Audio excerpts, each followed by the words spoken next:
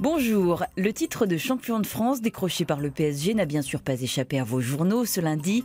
Paris, enfin capitale, jubile l'équipe. Le PSG est vraiment le plus fort cette saison, estime le quotidien sportif. Sacré Paris, dit le gratuit 20 minutes.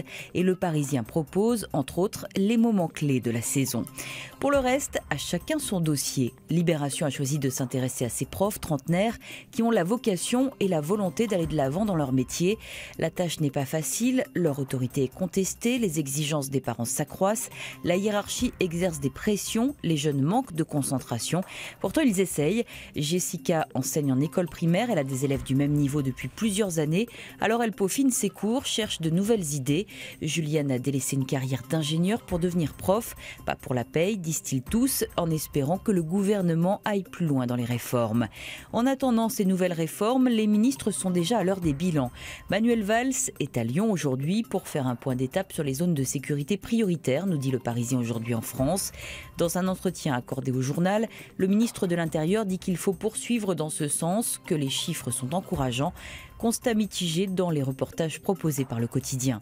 Le Figaro, lui, attend au tournant le gouvernement sur les retraites. Jean-Marc Ayrault entame ce lundi des consultations auprès des syndicats et du patronat pour préparer la conférence sociale de juin.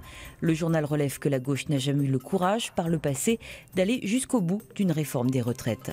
À lire le gratuit Métro, de toute façon, gauche ou droite, même combat. Dans ce nouveau sondage, ni l'UMP ni François Hollande ne séduisent les électeurs. Un désamour qui, bien sûr, profite au Front National. Pour prendre un peu de distance, ouvrez les pages du Monde avec notamment un grand reportage sur un des nombreux camps de rééducation en Chine racontés par les femmes. Elles ont décidé de s'unir, de parler malgré les risques. Elles évoquent la torture physique et psychologique, les sévices administrés mécaniquement et implacablement par les gardiennes. C'est un mensuel chinois qui leur a donné la voix.